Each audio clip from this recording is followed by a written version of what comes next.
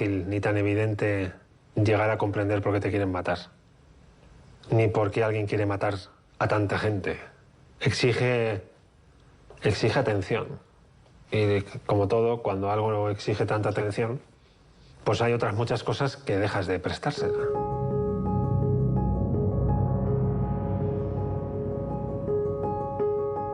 Vamos a estar 3 días hablando para escribir un libro y para hacer una película también. Vamos a conversar a fondo sobre la vida de Borja Semper y mía hace unos cuantos años, sobre los años más duros de plomo aquí en el País Vasco y sobre el futuro.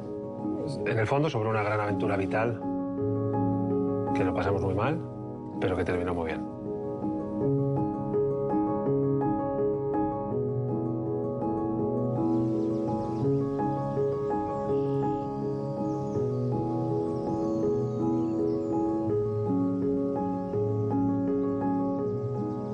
Es un viaje también personal.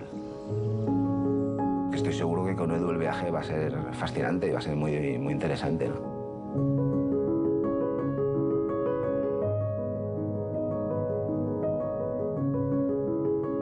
¿Por qué con Borja? Qué buena pregunta. Porque somos del mismo año, casi del mismo día. Porque pertenecemos a una misma generación. Es una generación sin bandera. Y porque además somos amigos. Somos amigos, yo no puedo decir de mucha gente eso. Y porque creo que además que es importante que en un momento en el que hay demasiada relatividad sobre muchas cosas, que se ha vaciado el contenido de las palabras, creo que es importante que algunas cosas queden bien fijadas.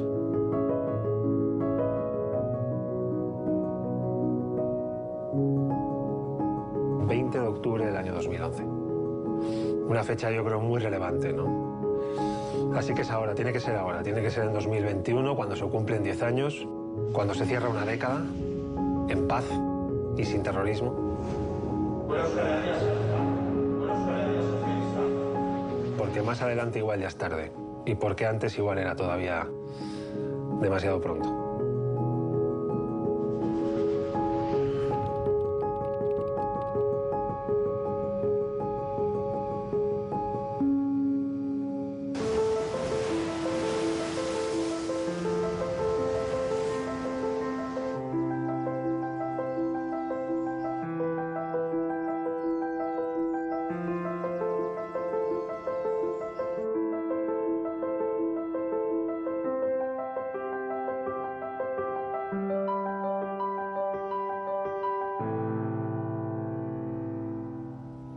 Estamos en un caserío centenario, en un cruce de caminos. Y no sé si la visión que España ha podido tener del problema del terrorismo también está en eso, en un cruce de caminos 10 años después del final de ETA. Físicamente es un cruce de sitios, pero yo creo que hemos pasado ya ese cruce. Hoy Mondragón, que es uno de los paradigmas de lugar duro, difícil a lo largo de nuestra trayectoria, de lo que hemos vivido y experimentado en Euskadi, hoy Mondragón es un sitio muy diferente al que nos hubiéramos encontrado hace tan solo 10 años. Probablemente no. Si hubiéramos venido a Mondragón hace 10 años o 15, hubiéramos tenido que venir en otras circunstancias, probablemente con escolta. Probablemente los movimientos no hubieran sido tan fáciles y tan tranquilos. Probablemente el recibimiento en general, o cómo hubiéramos abordado nosotros esta conversación en este entorno y en este contexto físico hubiera sido muy diferente, ¿no? Nacéis el mismo año, en 1976, con un día de diferencia, el mes de enero. Franco hacía 2 meses que había muerto en la cama. El salto de una dictadura a una democracia le pilló a la madre de Borja y a mi madre embarazadas de nosotros, ¿no? Y nacimos justo 2 meses después de que muriera Franco, ¿no? Un dictador que no era tan evidente, porque llevaba muchos años. Ganó una guerra y le cogió gusto a aquello hasta el punto que se quedó 40 años, ¿no? Y murió en la cama. Españoles, Franco ha muerto. Lo que era común en el resto del país, un instante de todo el mundo de acuerdo en la necesidad de una democracia, de la construcción de una democracia, de dejar atrás una dictadura, de aceptar la pluralidad, sobre el ejemplo que hemos hablado 1000 veces, ¿no? Fraga aceptando que debía haber un espacio para Carrillo, Carrillo aceptando que debía haber un espacio para Fraga, Suárez aceptando que había que dejar un espacio para el Partido Socialista de Felipe González aceptando un rey, todo el mundo aceptando al del frente. Aquí había una serie de señores que no aceptaban nada excepto sus ideas. Y nacemos en una parte del país a la que la democracia llega mucho más tarde. Sí. Porque la libertad llega más tarde. Un totalitarismo desaparece, que es el de la dictadura de Franco, y otro permanece, que es el de ETA. Somos esa generación que sufrió el terrorismo siendo hijas e hijos de entornos sociales que celebraron con champán el asesinato en Madrid de Carrero Blanco.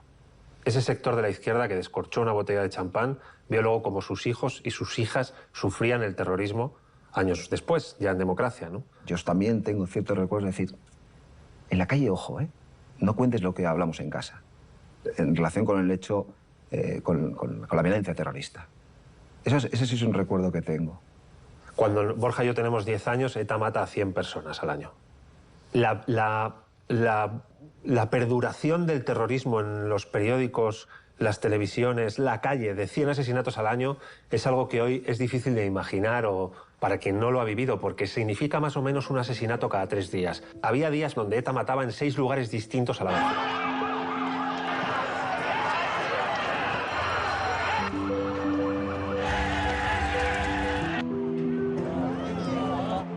Por tanto, era una sensación de asesinato, información del asesinato, respuesta al asesinato, entierro, asesinato, respuesta al asesinato, entierro, sin parar.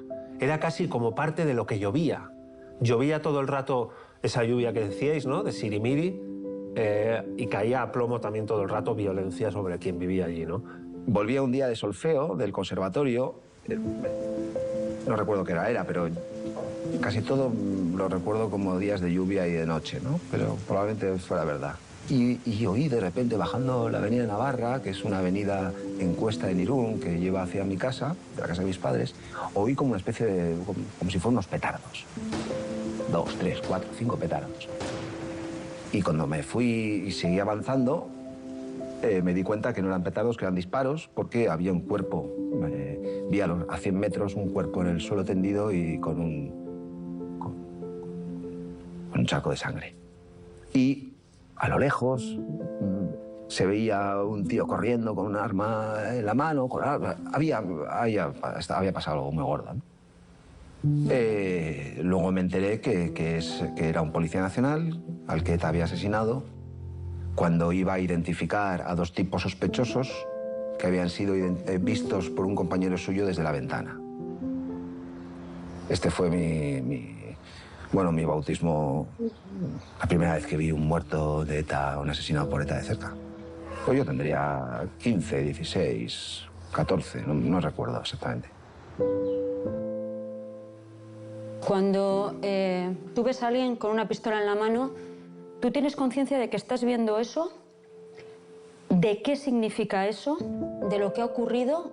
¿O tú tienes que llegar a tu casa para recomponer esas imágenes? Yo creo que llegar con 15 años tienes que recomponer. Eso tienes que dedicarle un tiempo a digerirlo. La muerte, la presencia del terror, de una manera tan tangible, creo que a cualquier edad necesita de ser digerida, pero con 15 años ¿no? Hay que aterrizarlo, hay que entenderlo, hay que intentar comprender, entre comillas, qué es lo que está pasando ahí, ¿no? No hay duda de que es el mal, de que es el terror, de que es el dolor y de que es algo que... Pero evidentemente hay que digerirlo, ¿no? ¿Cuándo tuvisteis conciencia de que vivís en un sitio distinto donde pasaban cosas distintas? Yo con el asesinato de Enrique Casas. ¿Edad tuya entonces? Tendría que recordarlo, pero no tenía más de 7, 8. Enrique Casas era un senador del Partido Socialista de Euskadi, enormemente relevante. Vamos a decir que era del grupo de intelectuales guipuzcoanos que construyen el Partido Socialista de Euskadi como algo más que una rama política del sindicato, que es lo que fue en origen, y era militante de UGT, igual que mi padre. Y ETA mata a un militante de UGT, que es un dirigente socialista vasco, que venía de compartir trinchera en la lucha antifranquista 10, 12 años antes. Con el shock que eso supone.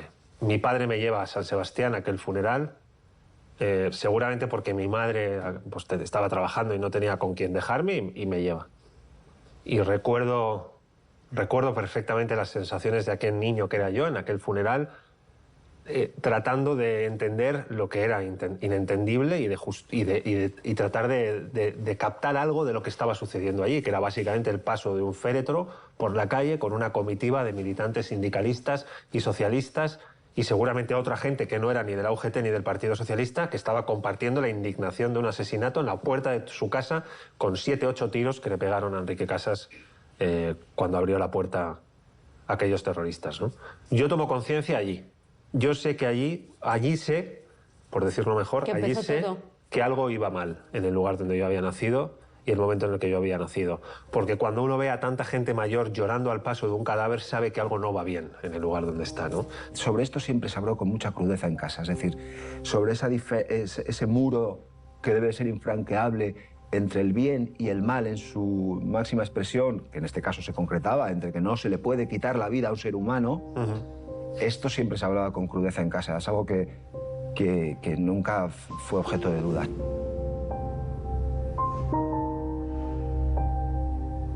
Podría recordar la cara de mi madre contándome el día que habían matado a Yoyes en una plaza en Ordizia. Es la primera mujer en llegar a la dirección de ETA, a la dirección de ETA. Cuando ve cómo está evolucionando la organización terrorista a la que ya no quiere pertenecer, toma la decisión de salir de Euskadi y terminar en México.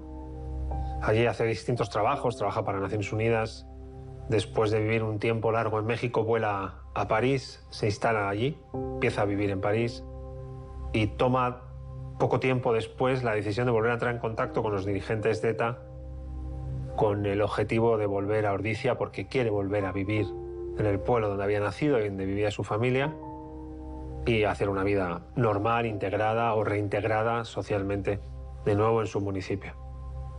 Lo hace a través de un contacto con quien en ese momento dirige la organización, le permite volver, ella toma la decisión de hacerlo, vuelve y la persona que estaba al mando de ETA que le dice no te preocupes, te garantizamos que si estás callada harás una vida normal en Ordizia, es detenida en una operación por parte de la policía, una operación antiterrorista.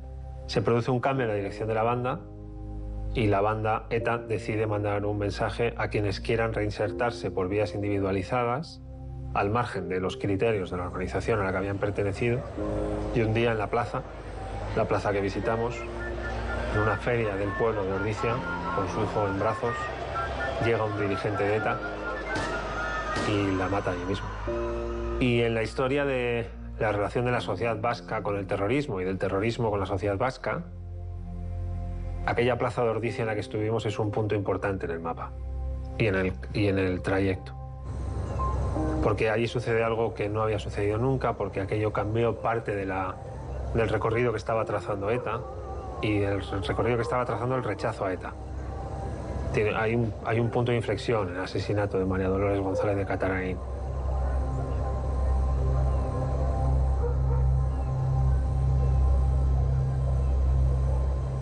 ¿Cuál es la vivencia en el instituto? Para mí es una etapa de tristeza. O sea, la felicidad máxima en los ciclos educativos está, en mi caso, en el colegio y en la universidad. El instituto es una zona oscura de mi memoria, precisamente por todo esto. Porque era un instituto, el Instituto Público de Ibarrecolanda, en Deusto, en Bilbao. Era un instituto enormemente convulso por la actividad interna que tenía Jarrai, las juventudes de Ribatasuna. Militantes muy activos, que algunos de ellos terminaron en ETA, con el componente añadido de que uno de ellos terminó formando parte del comando que intentó matarme a mí unos cuantos años después, ¿no?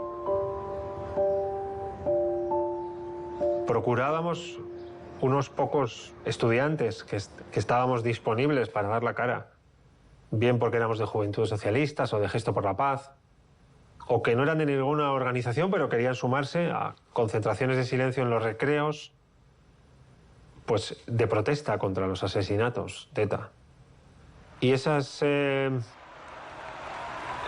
concentraciones tenían siempre concentraciones enfrente de gente de Jarrai, de las juventudes de Izquierda Abertzale, colocando petardos, gritando, insultando para cortar los minutos de silencio en homenaje a las personas asesinadas y contra los asesinatos de personas pues en este caso militantes o concejales del PSOE o del Partido Popular, que era lo habitual en aquellos años, ¿no? Así que esa es la hostilidad a la que te hacía referencia antes. Una sensación de estar en un lugar que todo el rato te obligaba a tener hostilidad a tu alrededor.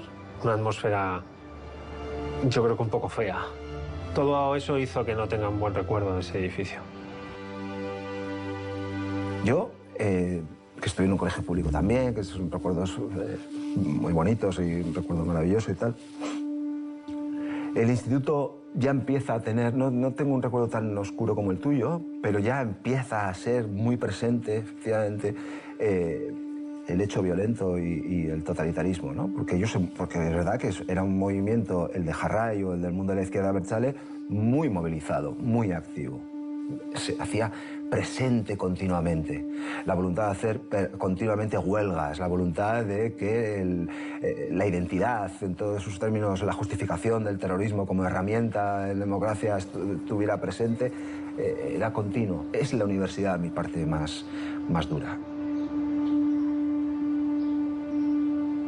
Y en la universidad también está todo muy raro, pues porque no había movimientos estudiantiles que no estuvieran vinculados y controlados por el mundo de la izquierda abertzale. Y entonces un grupo de chicos y chicas decidimos empezar a montar algo que al menos suene a algo diferente a lo que es la izquierda abertzale. En la Facultad de Derecho San Sebastián ETA había asesinado,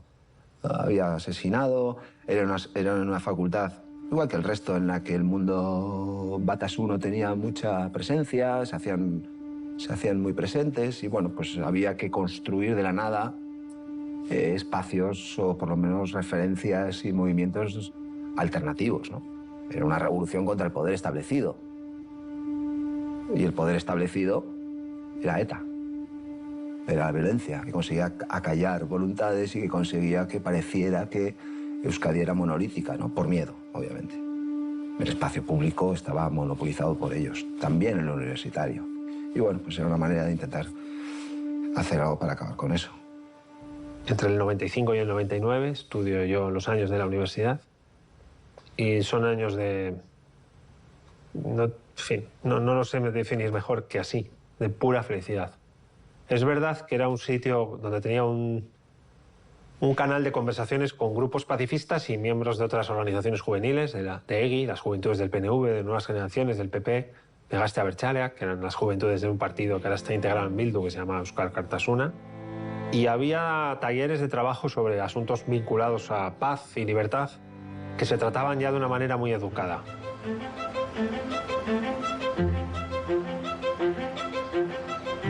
Yo tendría unos 17 años y tomo ya la decisión de dar el paso y entrar en esa agrupación en la que hemos estado. Sigue siendo la mía, yo sigo siendo afiliado del Partido Socialista, ahí, en Deusto, en la agrupación socialista de Deusto. Y si no me echan, no me voy a mover de ahí nunca. Así que sí, me recuerdo bien a mí mismo entrando por esa calle desde arriba, junto con dos amigos, para fundar las Juventudes Socialistas de Deusto. Sin más motivo que articular un instrumento en nuestro barrio que nos sirviera para canalizar aquello en lo que creíamos. Y creíamos en no sé en cuántas cosas creíamos, con 17 o 18 años. Pero sé que la primera de todas era en que no matara nadie a nadie. No pensé en el momento de entrar en la agrupación socialista de Deusto que me estaba jugando la vida, pero sabía que quienes estaban ahí dentro se la jugaban. Pero, no sé, te anima una idea, ¿no? Que nadie más tenga que jugarse la vida por sus ideas. Es paradójicamente la idea que te mete a jugarte tú la tuya. Yo a veces he pensado si no hay una parte no había una parte también de autoengaño o de protección. Seguramente sí, seguramente. Porque yo también me siento muy reflejado, porque yo era consciente también, y monto las Nuevas Generaciones en Irún, en un bajo comercial reconvertido en oficina, con las persianas que se bajaban cada 2x3, que cada 2x3 aparecían pintadas y tal. Era consciente que entrabas en el territorio del riesgo, cierto riesgo, cierta amenaza, pero nunca llegué a ser consciente, no llegaba a ser consciente nunca, a creerme que aquello me podía tocar a mí de una manera directa. Hasta que con 21 años te dicen, oye, iban a matarte.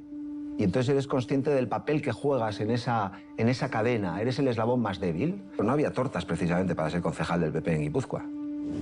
O sea, no te iban precisamente a reservar la mejor mesa en un restaurante. No iban precisamente a invitarte a todas las fiestas y y tu vida política no iba a ser precisamente un camino de rosas, con lo cual tenía que haber otra serie de motivaciones, las que a mi juicio son las que realmente deben de motivar para ejercer la política, ¿no? Y bueno, pues como no había mucha gente, pues tiraban de la gente joven. El partido en aquellos años tiró de gente joven para que fuera concejal. O sea, yo no fui concejal tan joven porque fuera muy listo, como queda acreditado en esta película. Y tampoco fui concejal tan joven porque fuera la Esperanza Blanca, sino porque no había gente.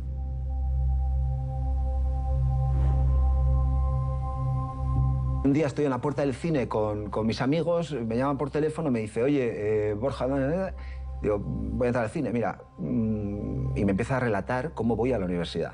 Tú sabes, a las 8:30 te cogen unas amigas para ir a la facultad, paráis en Rentería, llegáis a tal hora. Yo, sí, bueno, pues que sepas que te has librado por los pelos, te iban a dar matarile, literalmente, no se me olvida nunca esta frase, te iban a dar matarile, es una frase muy policial. Y como no sabían si tenías escolta o no, han abortado, pero vuelves. ¿Te suena este nombre? Y me dice Irache Sorzábal.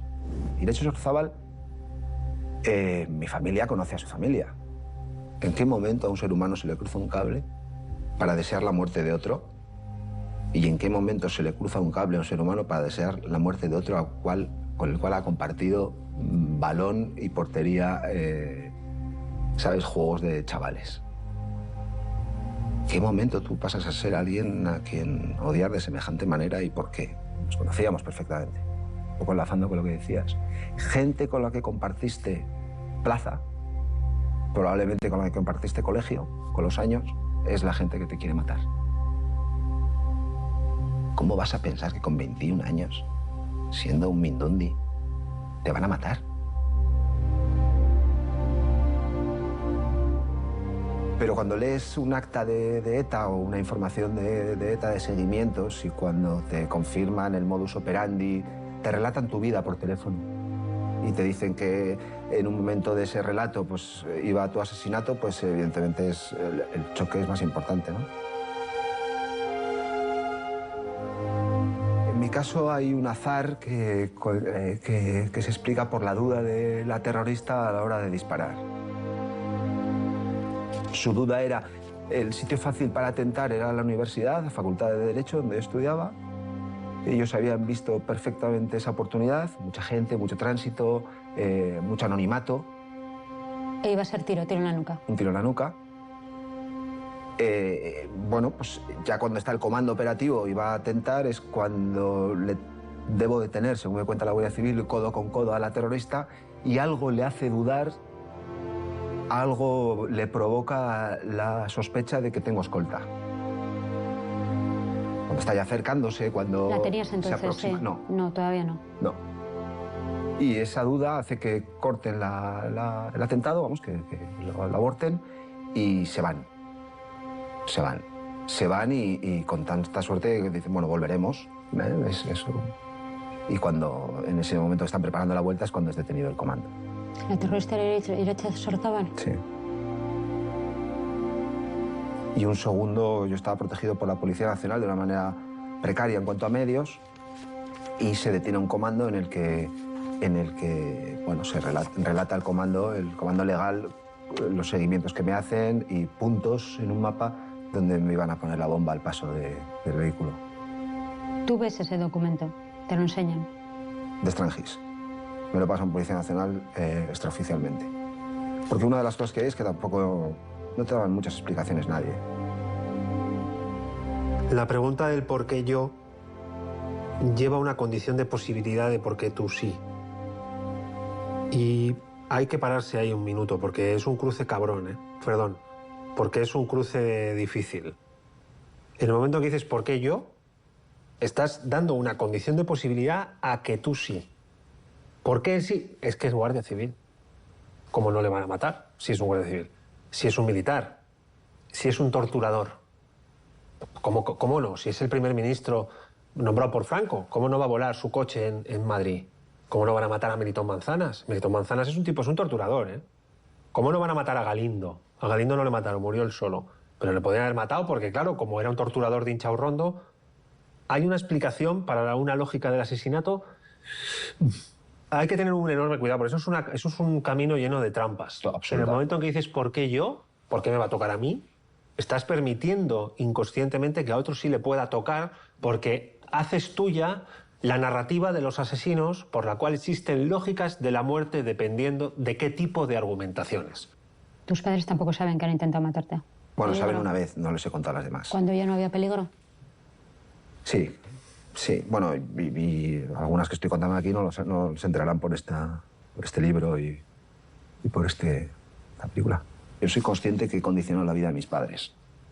Soy consciente de que en buena medida... A ver si le preguntas a ellos, te van a decir que están orgullosos, todas estas cosas, ¿no? Y que no, pero yo... Soy consciente que en cierta medida les he jodido la vida. En una parte muy importante. En algo que en principio no está escrito en un guión o no debería aparecer en el guión de ninguna vida, ¿no? Que un padre o una madre tengan miedo de que a su hijo lo maten. Anécdotas o ejemplos hay muchos, ¿no? De cómo cómo tuvieron ellos también que adaptarse a una realidad que no habían elegido porque les había venido impuesta por su hijo, ¿no? Sí, o tu madre que te dice, te acompaño a la calle, no bajes solo. No digo, no, voy con escoltas, no te preocupes. Ya, pero bajo yo también y tal, cosas de esas, ¿no? Y dices, no, pues... si pasa algo, mejor que no estés tú, porque entonces caemos todos. Pero bueno, reacciones normales, naturales, humanas, ¿no? Por parte de una madre o de un padre, ¿no? No podía evitar que vieran las pintadas en la puerta de casa. Las dianas en el portal, en el cristal del portal. Las llamadas a deshora con amenazas, las cartas anónimas a casa. Tener que cambiar varias veces el número de teléfono. No podía evitar que les insultaran por la calle, no podía evitar que les llamaran diciéndoles que había un pasquín en no sé qué calle de Irún. Eso no podía evitarlo. Imagínate vivir en un lugar en el que tu vecino del tercero ve una pintada de un grupo de asesinos en su propio portal, ¿no? ¿Cómo reaccionas a eso? Esa es la pregunta que nos hace esto. ¿Cómo reaccionarías tú, querido lector, ante esto? ¿Qué harías? Esa es la pregunta que tienes que hacerte, ¿no? ¿Te callarías por miedo a que la siguiente pintada sea para ti? ¿Tocarías el timbre del tercero B o del tercero A para decir tienes toda mi solidaridad, cuenta conmigo para limpiar eso y para salir mañana en manifestación a poner mi cara para que me vean que estoy contigo y no con el de la pintada? ¿Mirarías para otro lado? ¿Justificarías las razones políticas de los tíos que han hecho la pintada? Porque es que, claro, es que este tipo es del PP. Y el PP es un partido fascista contra el pueblo vasco, etcétera, etcétera. ¿Cuál sería tu reacción? Esa es la pregunta que hace el caso que ha contado Borja. Y a mí me parece muy relevante porque es la pregunta que tuvo todo el mundo en su escalera. O en su calle, o en la histórica pintada del casco viejo, ¿no? Tantas veces sometida a sorna en mi generación. ETA les desea feliz Navidad, turrones de la viuda. A escasos 200 metros de la Rico Taberna, en la calle Ronda del casco viejo de Bilbao. Conocida por todo el mundo. No sé, supongo que ya no sigue allí, pero estuvo durante años y más años, ¿no? Y la gente se reía. Hay un hecho, un día pasa algo y es que mis padres oyen ruidos en la puerta de casa, se acerca mi madre a la mirilla y se aleja una cabeza y sale corriendo.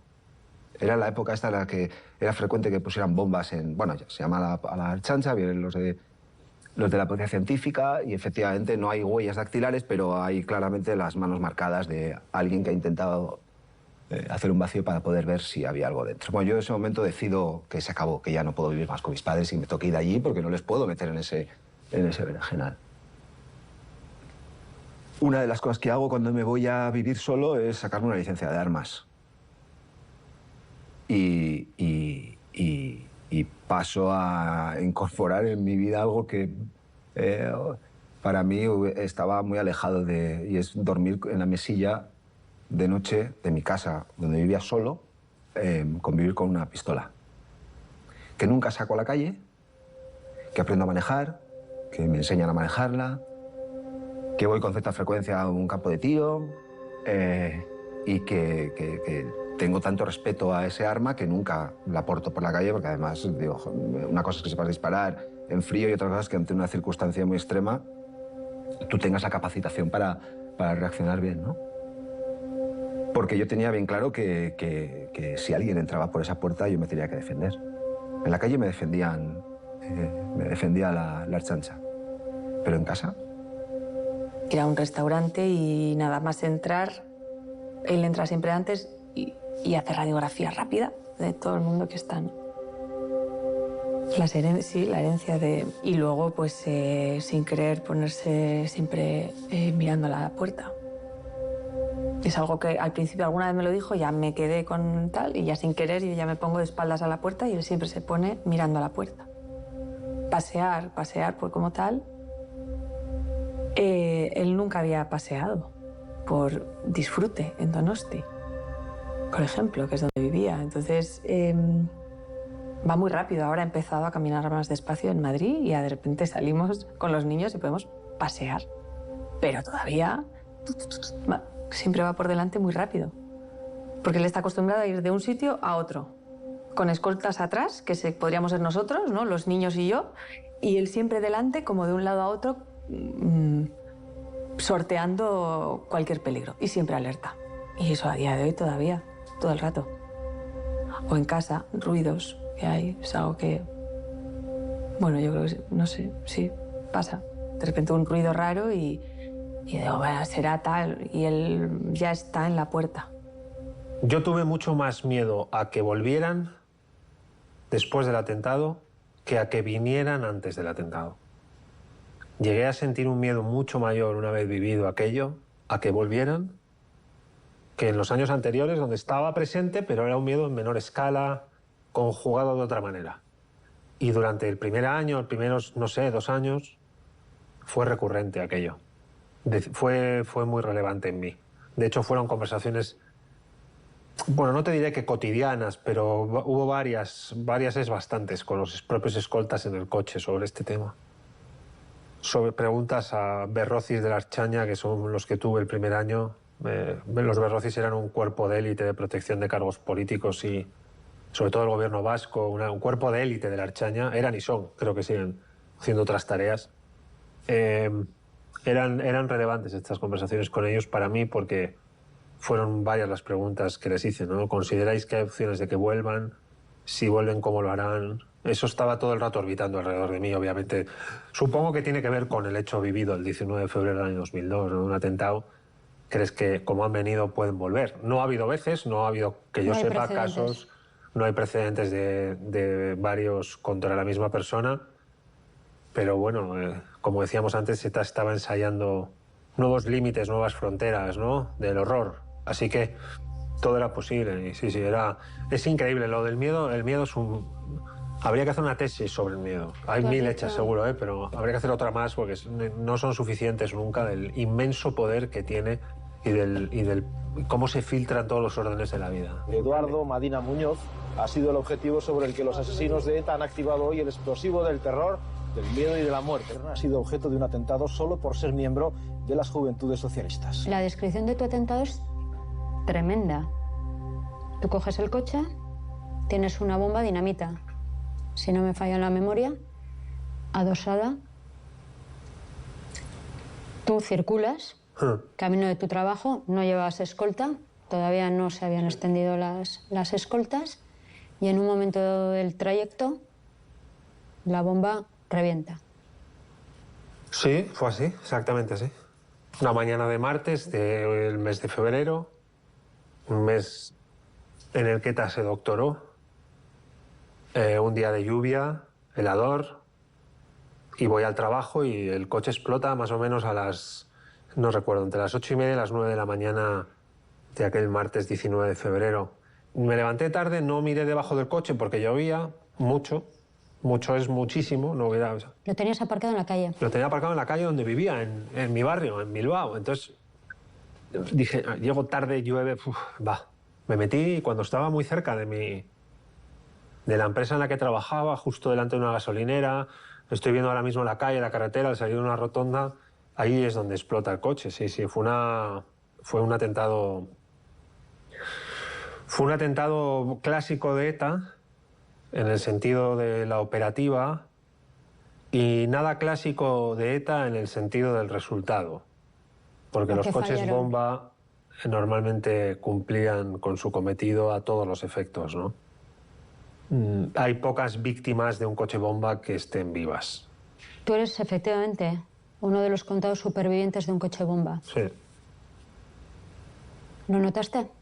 En el momento en que explota el coche sé inmediatamente lo que ha pasado. Eso sí. Pero fue repentino, quiero Fue decir. repentino. De repente, cuando estaba a nada, faltaban 200 metros, no lo sé, muy poco recorrido para llegar al parking de la empresa en la que yo trabajaba. El coche explota de una manera nítidamente, nítida. Es una bomba, no es un accidente, no es un fallo mecánico, es una bomba. Lo veo obvio, no hay debate alguno, ¿no? En el segundo siguiente sé lo que es. Sé lo que es en el segundo siguiente. Sé que es un atentado de ETA. Entonces, cuando salgo del coche y llega alguien y le digo, soy un miembro de las Juventudes Socialistas, esto es un atentado de ETA, por favor llama una ambulancia. ¿Cuándo te das cuenta de que has perdido la pierna? Al salir del coche. Cuando veo las heridas, noto que aquello no va a ir bien. Y en la ambulancia de camino al hospital de Cruces ya lo compruebo con el médico que iba en la ambulancia, una ambulancia medicalizada, una UBI móvil. Ahí ya lo veo todo, ¿no? Protegen la puerta de mi habitación desde el mismo día que salgo de la UCI bajo la planta del hospital en Cruces, que es paradójicamente el lugar donde nací, el hospital donde nací. En enero del 76, ahí es donde me ingresan cuando el atentado llega, ¿no? Así que 2 policías protegen la entrada de la habitación. ¿Por si a ETA se le ocurrió rematarte? Sí, por si se le ocurría a ETA entrar ahí a saludar en la habitación del hospital, con armas ligeras y con pasamontañas. Una imagen alucinante, en realidad. ¿Le diste la vuelta en ese mismo momento? No sé muy bien qué hice, porque no sé muy bien qué me pasó ni por qué respondí como respondí. Pero lo identifiqué muy pronto, lo metí para adentro, lo racionalicé, lo construí muy pronto, lo enfrié muy pronto y tomé decisiones de que ETA no se quedara con todos y cada uno de los días de mi vida, de lo que me quedara por vivir, muy, muy pronto. Y eso no sé muy bien cómo lo hice. Quizá tengo una relación distinta con la vida a partir de aquello. Eso quería preguntarte, si se vive de diferente manera. Pues mira, muchas veces me reprocho a mí mismo que se me olvida lo que viví. Y me digo a mí mismo que no me puedo olvidar tan fácil de lo que viví, porque de aquello la enseñanza era evidente, y es que conviene aprovechar el tiempo de la vida, de los días que te quedan, y no andar prestándole atención a cosas muy pequeñas en las que a veces invertimos demasiado tiempo, y dotarle de un mayor valor y una mayor significación al mismo hecho sencillo de vivir. Y esto que a veces se me olvida me lo reprocho a mí mismo, porque me tropiezo en tonterías y me reprocho a mí mismo a veces haber olvidado aquello como para tropezarme en tonterías, ¿no? Así que no tengo una relación diferente con la muerte, pero sí procuro tenerla con la vida, ¿no? No soy diferente, pero muy claramente marcada por aquellos días de febrero del año 2002. Él llegó a Bruselas en octubre y si su atentado fue en febrero, hacía muy poco tiempo. Él tenía secuelas físicas, pero su cabeza, su corazón y su actitud ante la vida era arrolladora. O sea, era todo optimismo y pasión por vivir. Quiero deciros a todos que os agradezco mucho que estéis hoy aquí, que me encuentro bien, que me encuentro fuerte, que tengo el corazón templado y emocionado, como podéis ver, que no siento odio,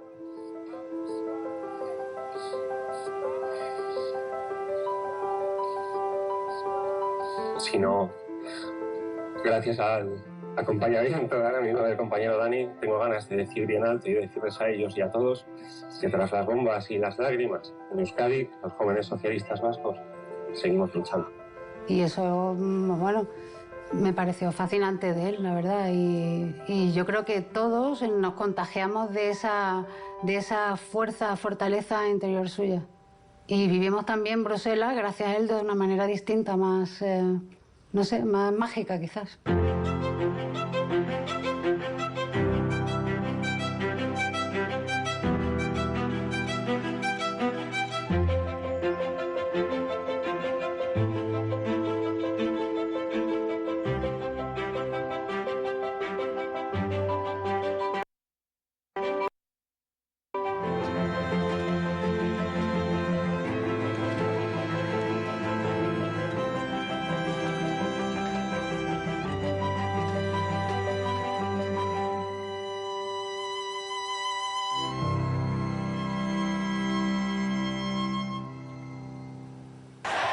Yo creo que es indiscutible que el asesinato, el secuestro y el asesinato de Miguel Ángel Blanco y la reacción ciudadana que se produce en Ermua marca un punto de inflexión.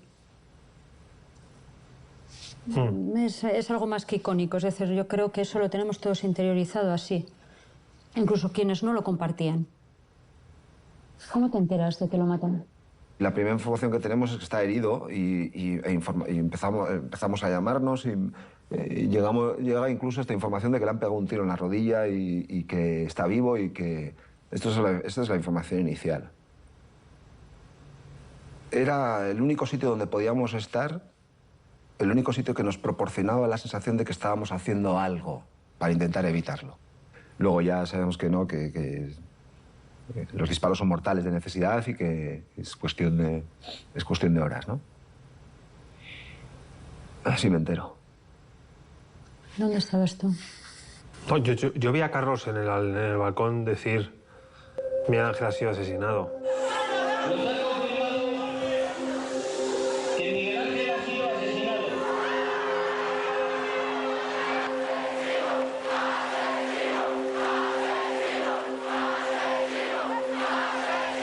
Estaba por allí, no me acuerdo dónde exactamente, pero lo tengo ahí delante, ahí arriba, lo estoy viendo ahora mismo ahí en el balcón. Estaba a una cierta distancia, yo estaba ahí en la calle rodeado de la gente. No sé cuando me enteré si había corrido la voz, el rumor antes, si no, pero sí, fue una lluvia de cuchillas a citar.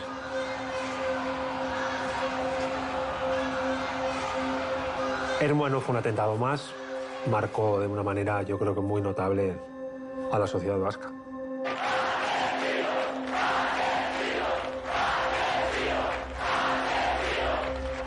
Pero lo que tiene de especial es que eso sucede en el municipio donde vivía Miguel Ángel Blanco, con todas las características del instante en el que aquello sucede, con ciudadanos y ciudadanas a los que sus vecinos de Batasuna les ven salir de casa para ir a la manifestación, con periodistas de Gara haciendo fotos, con los de Batasuna viendo quién iba y quién no iba, viendo quién estaba y quién no estaba, tomando nota, como se suele decir, anotando matrículas. No era igual de fácil o de difícil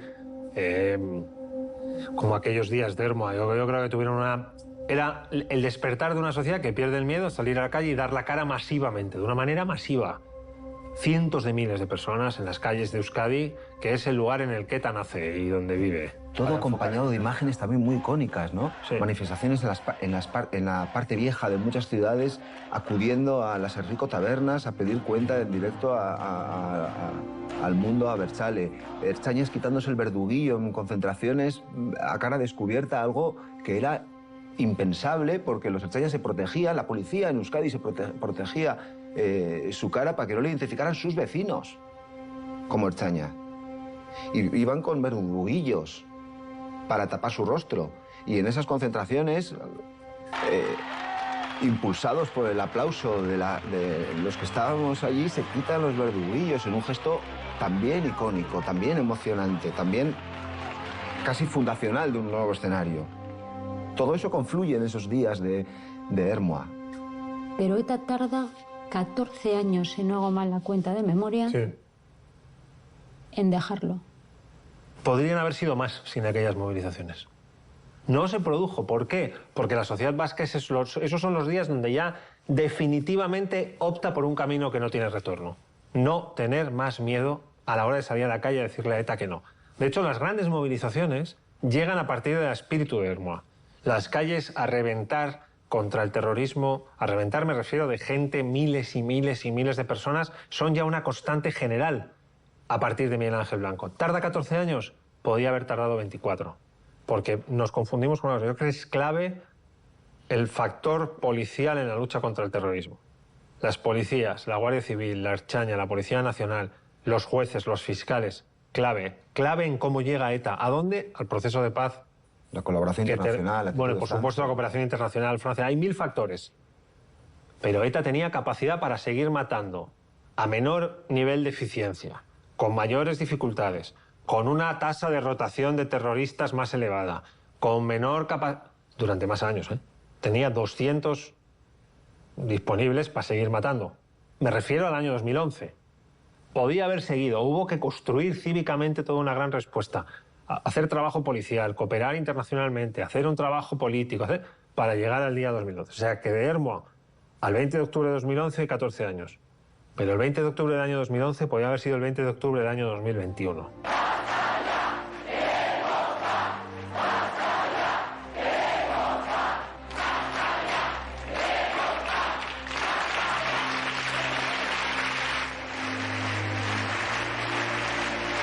¿Hasta dónde resarce la justicia? ¿A ti hasta dónde te resarció tener la sentencia de la Audiencia Nacional? Hasta niveles inimaginables. Hasta niveles inimaginables porque es a lo máximo a lo que puedes aspirar cuando has pasado por un capítulo de un atentado terrorista. Lo que sí sé es que en mi casa se hizo de noche y que una especie de sombra de pena y de tristeza se hizo con toda mi familia, ¿no? Bueno, soy hijo único, yo solo soy el producto del trabajo de mis padres y casi me matan, ¿no? Hubiera preferido que no hubiera cámara, sí, pero la había. Y se supo todo lo que tuve que responder al fiscal y al juez porque me lo preguntaron y tienes que responder la verdad de las cosas, ¿no? Con dos de tal lado, aquí, exactamente a 1,5 metros de ti, con los 2 tíos que montaron aquello, o 2 de los que lo montaron, ¿no? En la sala de la Audiencia Nacional hay casi una reinvención, una posibilidad de empezar de nuevo. Y para mí tiene un enorme valor. Era la promesa de justicia lo que hacía aguantar también en muchas ocasiones los momentos que se padecieron, ¿no? Esa promesa de justicia de que el Estado de Derecho responderá a la altura de las circunstancias. Era no sé si un salvavidas al que agarrarse en momentos de extrema dureza, ¿no? Y embate terrorista. Es tiempo de mirar al futuro con esperanza. Es tiempo también de actuar con responsabilidad y valentía. Octubre de 2011. Por todo ello, ETA ha decidido el cese definitivo de su actividad armada. ETA hace un llamamiento a los gobiernos de España y Francia para abrir un proceso de diálogo directo que tenga por objetivo la resolución de las consecuencias del conflicto y así la superación de la confrontación armada. ¿Dónde te enteras de qué tal lo deja? Estaba en mi casa, en Bilbao, y hablé con Rodolfo Ares, me llamó Rodolfo Ares, fui a la sede del Partido Socialista de Euskadi, estábamos viendo qué hacer, había un problema y es que el lehendakari Patxi López estaba en Estados Unidos en un viaje muy importante con empresarios, y me llamó Zapatero, el presidente del gobierno, hablé con él, yo lloré con él y él habló conmigo, por ser más exacto. Y es cuando me entero que va a salir adelante, o sea, que se va a proceder a la publicación del comunicado por parte de ETA, donde pronuncia estas 2 palabras mágicas, ¿no? Cese definitivo. Yo creo que a partir de ahí cambia todo. Aquel día lo vivo allí con enorme intensidad, atiendo a varios medios de comunicación, hablé esa noche, esa noche con Ángels Barceló, que estaba en Hora 25, en la cadena SER. Al día siguiente tuve varios medios, una noche que no dormí, dormí muy poco, la recuerdo prácticamente no en vela, pero casi, porque me apetecía mucho disfrutar del momento, recordar todo lo vivido, a mucha gente que no estaba, que se había quedado por el camino, el esfuerzo realizado, pensar en el futuro que se abría, ¿no? Una Euskadi sin ETA. ¿Cómo es esto? ¿Cómo es esta habitación sin el elefante dentro? ¿Cómo va a ser mi vida sin ETA? ¿Qué va a ser de todos nosotros, no? Todas esas preguntas me resultaban preguntas muy apetecibles y no quería yo andar esperando al día siguiente. ¿Dónde estabas aquel día, Borja? Yo estaba en la sede del Partido Popular en San Sebastián y estábamos esperando también que sucediera algo. En aquel momento el Partido Popular en el País Vasco apoyaba al gobierno de Patxi López. Sí. Teníamos una interlocución muy fluida, tanto con el lehendakari como con Rodolfo Ares, como consejero de Interior. Teníamos información muy puntual de dónde estaba la cosa. También en paralelo teníamos relaciones personales forjadas también con guardias civiles que estaban a pie de campo, ¿no? Sí. Y sabíamos que iba a suceder y estábamos esperando el certificado. Un día especialmente distinto en todo, en las sensaciones, un poco medio onírico, un poco raro, por novedoso, por distinto, un día increíble, un día de puta madre, no se puede decirlo de otra manera. ¿De quién o de quién te acordaste? en la gente que no estaba, que se había quedado por el camino, a la que ETA había matado. En todos los momentos de tremenda dificultad, me acordé mucho de mi madre, que me dio mucha pena que no lo viviera y no lo viera, que no llegara ese día.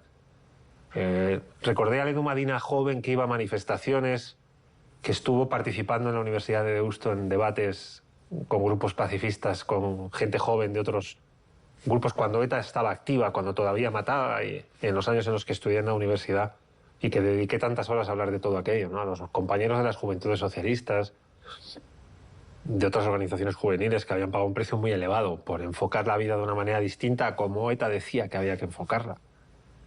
Sobre todo en quienes no estaban. Pero reconozco que miré mucho hacia adelante, que pensé mucho en cómo sería vivir sin ETA. Y reconozco que la realidad ha superado todas las expectativas. Es mucho mejor lo que he vivido hoy que lo que pensé aquel día. Y yo me acordé también de ese Borja, de ese chaval en la Facultad de Derecho de San Sebastián, de esos debates que lo has contado de una manera muy dulce, porque había... Había unas hostias como pares. ¡Guau! Y durísimos, además. Porque, claro, nosotros... Tú ibas a hablar, a compartir una idea, pero en los que estaban en tu mesa podían estar en ese mismo plano, pero había unas cuantas decenas de ahí que te insultaban y que te decían de todo, ¿no? Sabes lo que eran aquellas cosas universitarias en las que nos metíamos, ¿no? En las del instituto también. Aquellas manifestaciones de noche lluviosa, aquellas concentraciones en soledad prácticamente, aquellas... Yo me acordé de todo eso y algo que siempre está presente en mi memoria y en mi recuerdo de toda esta trayectoria, que son mis padres, ¿no? Pensé mucho en ese momento en ellos y de hecho publiqué una carta en El País, que lo trataron muy bien, el periódico, que se llama Que nos roben este momento, porque es verdad que había, desde determinados sectores se intentaba proyectar una sombra de duda, de sospecha, de cuestionamiento. Esta historia de que ETA no ha sido derrotada todavía, tal. Bueno, yo quería que no nos robaran ese momento. Ese momento en el que el mito de la imbatibilidad de ETA había caído definitivamente, había sido certificado. Su derrota por la propia ETA. En el que definitivamente sabíamos que ETA se acababa. Octubre de 2011. Somos incapaces de organizar una celebración conjunta para conmovernos como sociedad del final del terrorismo. Este es un tema que me cabrea, especialmente. Que no hemos sabido ganar. No hemos sabido ponerle perdona porque puede parecer... No hemos sabido ponerle un lazo a la extraordinaria victoria de la democracia sobre el terrorismo. Y no hemos sabido hacerlo porque teníamos que haberlo hecho conjuntamente. Y en mi imaginario, yo no sabía cómo iba a ser el fin de ETA. Tenía la esperanza siempre de que iba a llegar. Lo que sí esperaba era un ejercicio democrático, cívico, en ese fin de ETA. ¿Traducido en? Cuando uno se lo imagina, tú has dicho, yo había pensado muchas veces en el final. Yo pienso muchas tonterías y también las digo, y esto probablemente lo sea, pero a mí me hubiera gustado que en la ciudad de España, en la que probablemente ETA haya matado más, como es San Sebastián, que puede ser un icono, me da igual, en cualquier otro, pero pongo San Sebastián, que es donde yo vivía, hubiera habido un gran acto cívico-político en el que hubieran estado convocados desde el jefe del Estado hasta el último de los partidos políticos con representación en este país, que hubieran estado llamados movimientos cívicos, sociales, culturales, un gran acto emotivo, pero cívico, de reconocimiento hacia la extraordinaria labor de tantos y tantos que a lo largo de las décadas de existencia de ETA se opusieron al terrorismo y, en definitiva, un gran acto cívico de victoria del Estado de Derecho sobre una banda terrorista que no pudo, a pesar de su crueldad, no pudo doblegar la democracia en España ni en Euskadi. Pues eso es muy relevante, porque los niños y las niñas de toda España deben saber que ETA fue derrotada, que ETA perdió y que ganaron los buenos en esta película. Es una película con final feliz después de un enorme volumen de daño. Es decir, cuando escuchen a un dirigente político que dice que ETA ganó, que ETA sigue activa, que sigue viva, que es mentira que se derrotara, que se ganara, que ganaran los buenos, pues debe saber que en 9 de cada 10 casos ese político que lo dice nunca estuvo por aquí cuando nos mataban. Básicamente, hay alguno que sí estuvo por aquí, aunque se fue muy pronto. Pero en cuanto a los demás sospechosos habituales de este discurso "ETA siga entre nosotros", habita... Que sepan los niños y las niñas de toda España que esos que lo dicen nunca estuvieron por aquí con personas como nosotros, pasando por tragos como nos tocó a nosotros. Por tanto, mienten. Ganaron los buenos.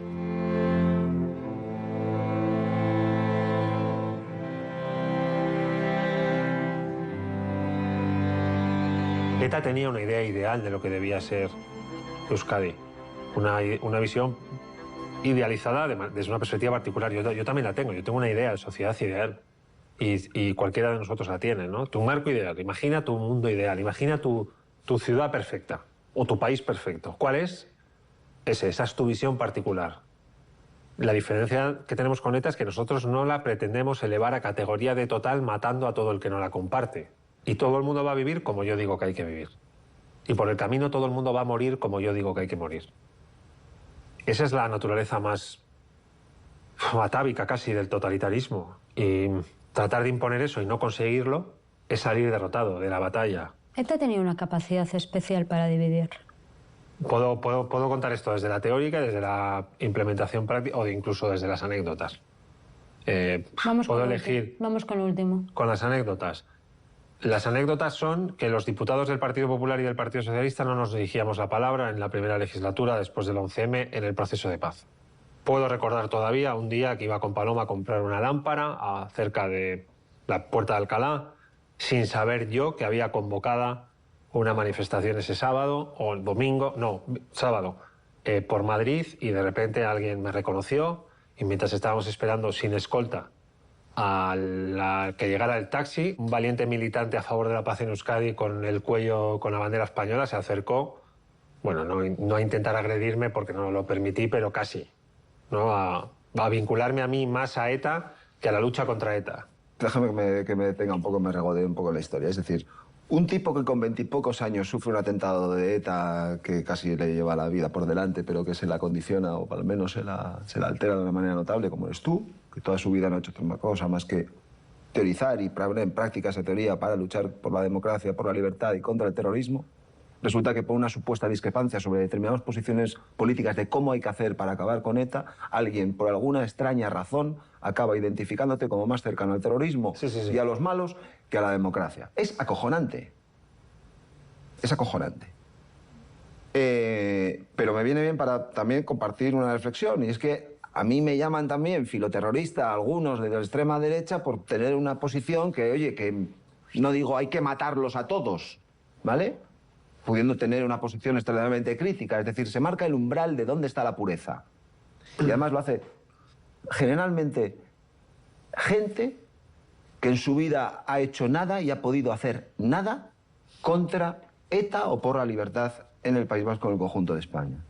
Son los más radicales, los más violentos, los más contundentes, los más puros a la hora de identificarle a este señor que ha sufrido atentado directo de ETA como connivente, como traidor, como cosas de estas. Esto se ha vivido, lo hemos vivido en nuestras propias carnes y en cierto modo sigue estando proyectado ahora en la sociedad española. Esta fractura la hemos vivido en Euskadi y la has relatado. Esta división de la sociedad entre nacionalistas y no nacionalistas, entre vascos puros o vascos de segunda, el gran riesgo que enfrentamos ahora es que se proyecte al conjunto de España y se divida la sociedad española entre verdaderos españoles y españoles de segunda.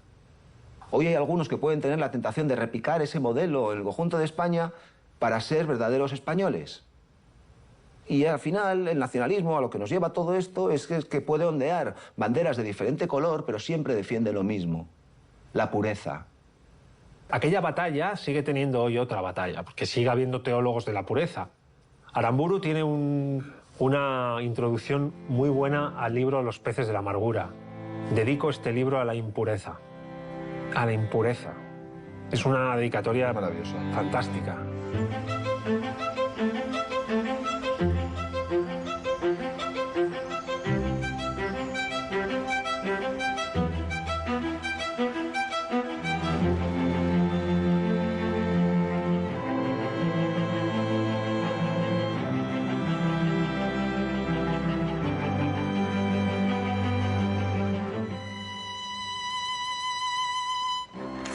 ¿Qué les habéis contado de esto a vuestros hijos? Yo con el único de mis hijos con los que hablo del tema es mi hijo Pablo, que tiene 15 años, al cual conoces también, y que además vive en San Sebastián, es decir, en el entorno y en el contexto más directo, ¿no? Un niño que a lo largo de sus primeros años ha visto a su padre, ha convivido con lo que al principio eran los amigos de papá, luego eran compañeros, hasta a ser policías, ¿no? Y yo siempre he tenido la obsesión por encontrar ese equilibrio entre que supiera pero que no le condicionara, entre que conociera pero que no odiara, entre que no le marcara al final su cosmovisión del mundo una realidad padecida por su padre, hablando ya en términos estrictamente familiares, y le condicionara hasta el mundo que separara a las personas o tuviera algo parecido a una sensación revanchista, de odio o de identificación de gente con la que es imposible convivir, ¿no? Es decir, intentar preservarle del odio. Y hoy con 15 años ya empieza a preguntar más. Y esto de esa hipótesis de no haber nacido si a mí me hubieran matado, ¿no? Es algo que con cierta recurrencia aparece. No puedes dejar de pensar, pues, ¿qué hubiera sido sí? Porque todo el mundo yo creo que se pregunta eso, ¿no? Sin querer a veces, pero... Claro, mis niños, los dos pequeñitos, yo los miro y digo... Sí, lo pienso a veces. La verdad es que sí. Yo he invertido poco tiempo en tratar de contárselo todo, de manera resumida, porque por motivos obvios las preguntas eran evidentes y porque corría el riesgo de que en este universo digital llegara él antes a las páginas a través de los buscadores de Internet que le explicaran las cosas que vivió su padre antes que yo. Y como normalmente los hijos van más rápido de lo que uno cree en las cosas de la red y en las cosas de los instrumentos estos digitales, pues decidí contárselo. También porque iba a salir un cómic en el que yo había entrevistado a Fermín Muguruza y una editorial y un autor de cómics querían dibujarlo y lo iba a leer antes que se lo contara yo, ¿no? Así que decidí por todo eso contárselo. Le conté que en el lugar donde él nació en Bilbao, se llama UNAX, nació en el año 2009 en Bilbao, pues había un grupo de personas que mataban para decidir todas las cosas de las personas que allí vivían. Y que afortunadamente en el año 2011 esto pasó a la historia cuando él tenía ya solo 2 años y que le va a tocar vivir en una España liberada de terrorismo. Bueno, yo creo que lo vivió con emoción. Cuando se lo conté tenía más o menos, yo creo que unos 8, 9, quizá 9 años más bien. Y lo incorporó a algún lugar de las cosas de su vida, las que afectaron a su padre y las que le afectan a él, ¿no? Recuerdo muy bien que un día me dijo, bueno, claro, el día que ETA intentó matarte y no lo consiguió, yo estoy vivo en parte por eso, ¿no? Y le dije, claro, estás vivo, o sea, estoy yo y por tanto tú. O sea que, de alguna manera, los acontecimientos de la vida pues han derivado en parte de lo que también es él, ¿no? No son niños precisamente, y yo no hablo por ti, pero lo que yo veo y lo que intentamos nosotros que se vea en casa, que no haya ira, que no haya revancha, que haya futuro y que haya un futuro también de esperanza y de convivencia y eso que tanto me gusta recordar de concordia, ¿no? Y de entendimiento, al menos la búsqueda del entendimiento y la convivencia. Convivir en el espacio público, convivir quienes somos diferentes. Y claro, en determinadas circunstancias podía haber sido razonable que hubieran percibido algo de ira y de odio, o que hubieran también escuchado de vez en cuando retales de palabras altisonantes cuando sale determinado nombre en casa o en conversaciones, en cenas o en comidas.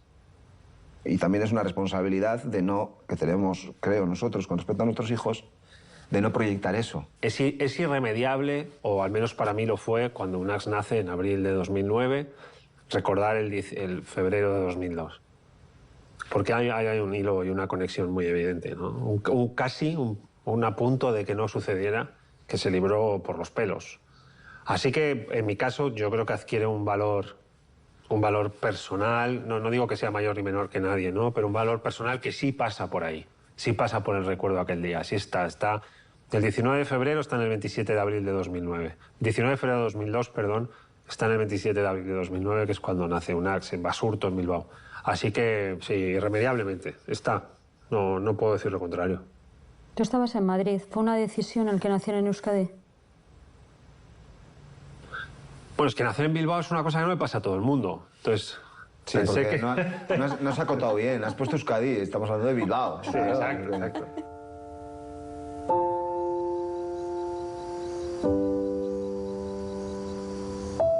mi caso, yo me he vaciado aquí hablando. He contado cosas que no lo había hecho nunca. Y he vivido días... en fin, se me van a quedar grabados, me va a costar olvidarlos. La pregunta es fácil de formular y muy jodida de responder. Pero si algo he aprendido a lo largo de estos años, creo que es a priorizar la importancia de las cosas.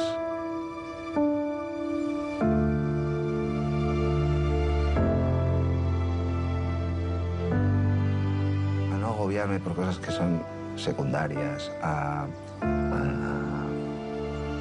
ser consciente de que hay cosas que merecen importancia y otras muchísimas, las que a veces nos preocupan y que no deben de preocuparnos tanto.